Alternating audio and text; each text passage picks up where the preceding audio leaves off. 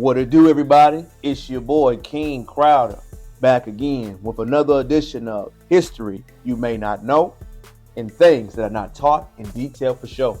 Today's lesson, I'm going to focus on two my big subjects that I think have never been discussed throughout the time in American history. One, the Freedom Massacres that were a series of attacks that target Black Americans in Confederate states during the era of Reconstruction. If you did not know, the former Confederate states were states in the South below the Mason-Dixon line. We're talking about Virginia and below.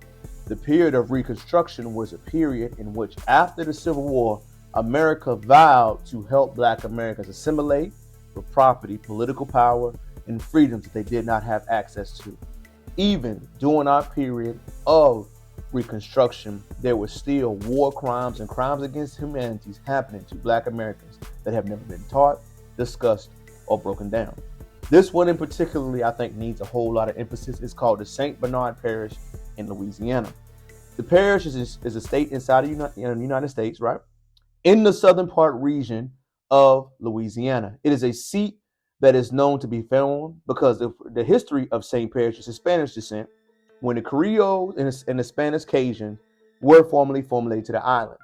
That is why they have their own dialect. Whenever you hear somebody from Louisiana talk, they have their own dialect due to natives, Spaniards, and United States culture all blended into one. Louisiana has their own dialect, tone, speech pattern, eating, and cuisines. This battle of the St. Bernard Parish was one of the most deadliest massacres in Louisiana history. Most people do not know that it was going on when Black Americans gained the rights to vote and white Democrats feared they were going to lose the majority. The St. Bernard Parish massacre is such a detailed incident is because it was when the Ulysses Grant was going to get victory, and he was leading this as a Democratic candidate. In the first year of his elected term, he gained a majority of the vote.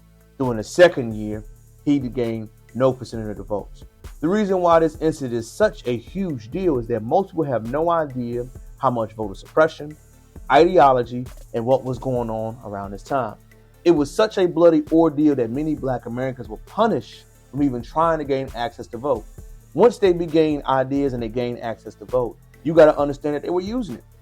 They were sticking up, they were speaking their mind, they were publicly using their political influences, they were putting people in power, they were having people voting on their demands and on their belief systems. So when the formerly enslaved decided to stand up and attack themselves, you must understand that it was reported there was a mass killing happening during the presidential elections. There were many Black Americans who were Republican leaning because they were, that's how their ideologies were at the time.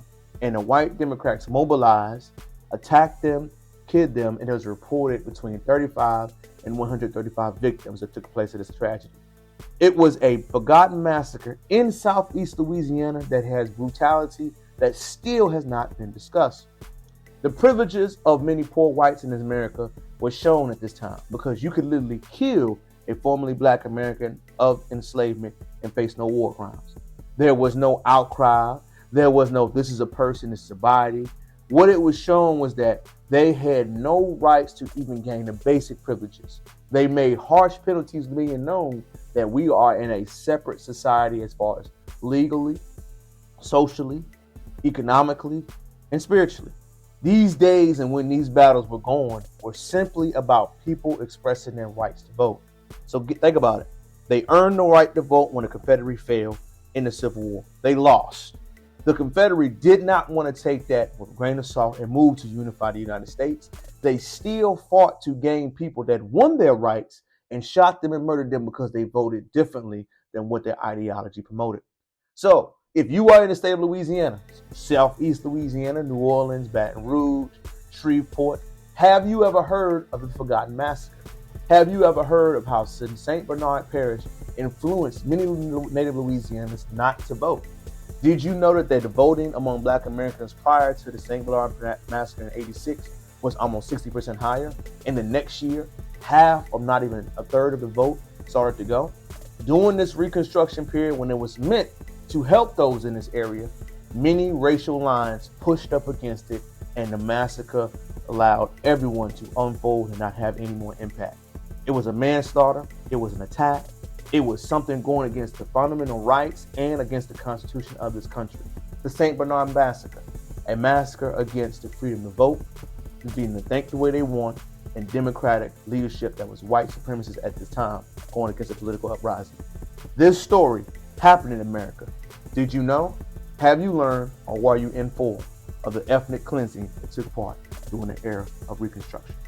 It's your boy, King Crowder, back again, teaching you historical events that none of us know, that we should teach because it teaches us the story of America. I am not a historian. I'm not for her story. I want to tell these stories and let the captivating truth educate us so we do not recreate these events again.